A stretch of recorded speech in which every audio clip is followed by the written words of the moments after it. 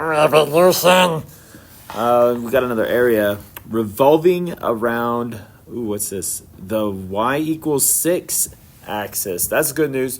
Because if we're revolving around a horizontal axis, we don't have to make our equations in terms of y.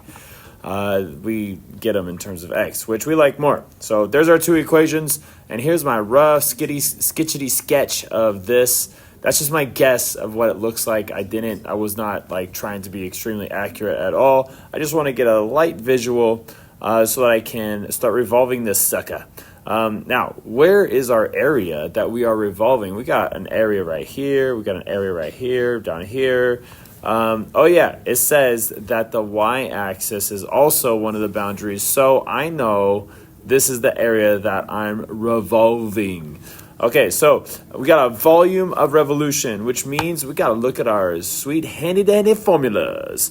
All right, now our formulas just kind of help consolidate our knowledge. Hopefully you guys know what the heck outer minus axis means. This gives us our radius, okay?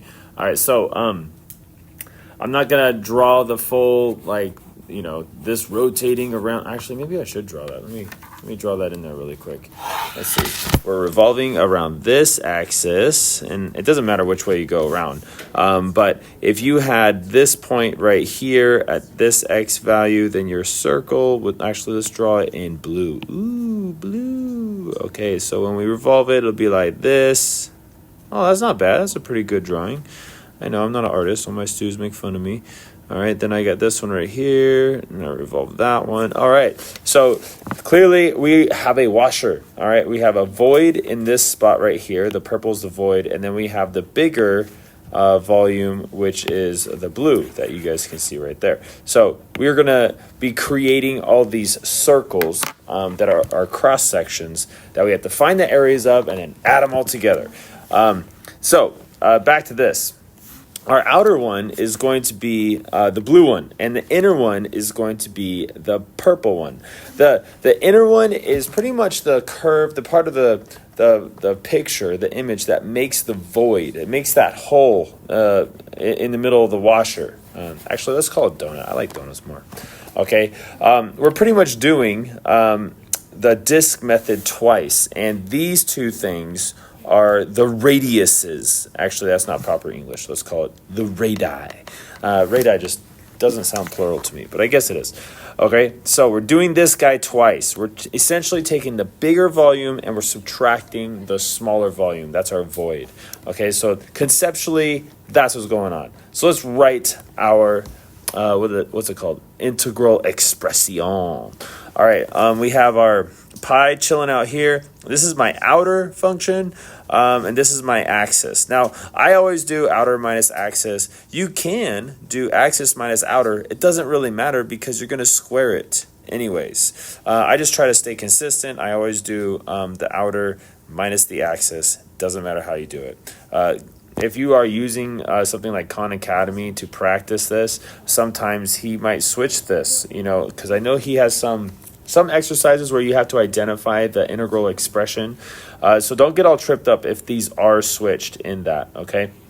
And then we have our inner expression, our inner curve, 5 minus x, which we can see right there. And then we're subtracting from that the axis, okay? That's going to give us, when you subtract those, that's going to give you your radii, your radiuses.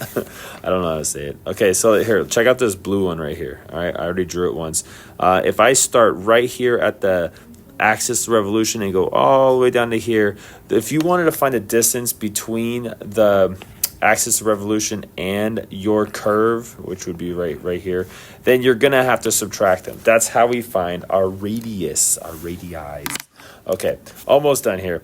All right, now, if I wanted to find this integral expression, I need a lower and upper boundary. And yes, this is a calculator problem. Yay! So I know clearly, just by looking at this picture, that 0 is my lower bound. The other one I don't see is the point of intersection right here. That's going to be my upper bound. Okay, so I threw these suckers into Desmos, and booyah! Would you know it? It kind of does look like my graph that I have going on right here.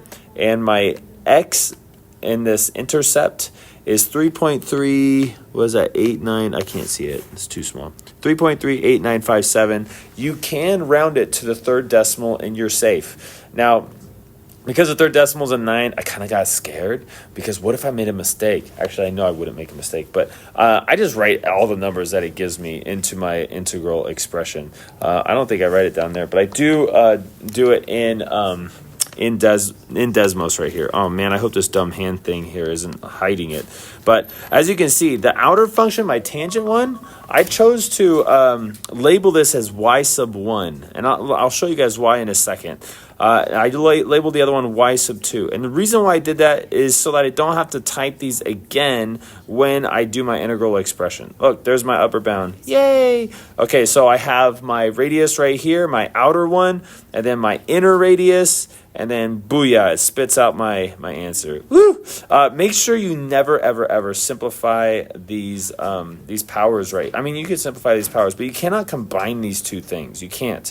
Unless you do all the distribution and all that stuff. That's foiling. That's going y minus 6 times y minus 6. And you got to, do the FOIL thing and all that stuff. Yeah, don't do that. So there's my answer. We're done.